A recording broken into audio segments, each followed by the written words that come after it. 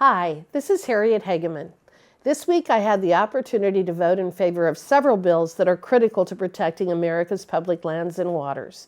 One of these bills, the Trust the Science Act, focuses on delisting the gray wolf.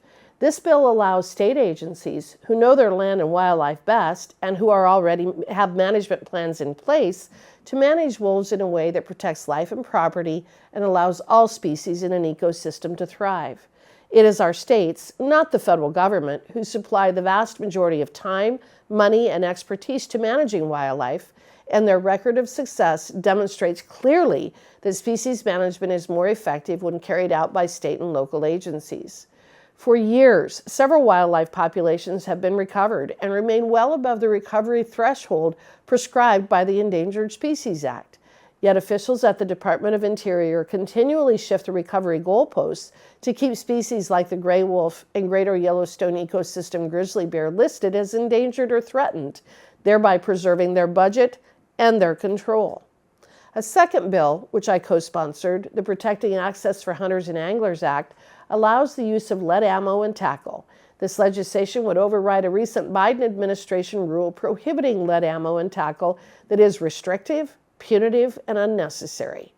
Not only is the ban on lead ammo and tackle not targeted to locations that have demonstrably high levels of lead content in soil or water, but the Fish and Wildlife Service has published absolutely zero scientific evidence that lead ammo and tackle have ever created an environmental issue in the areas they seek to restrict.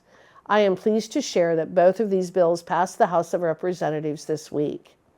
In a Natural Resource Committee hearing, I had the opportunity to question Interior Secretary Deb Haaland on the disastrous policies being pursued by her agency and the Biden administration related to the invasion on our borders.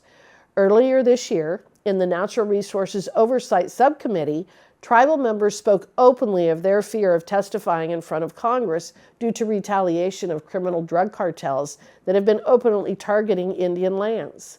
The cartels are enabled by the lack of border security, which makes drug and human trafficking more lucrative than ever for them.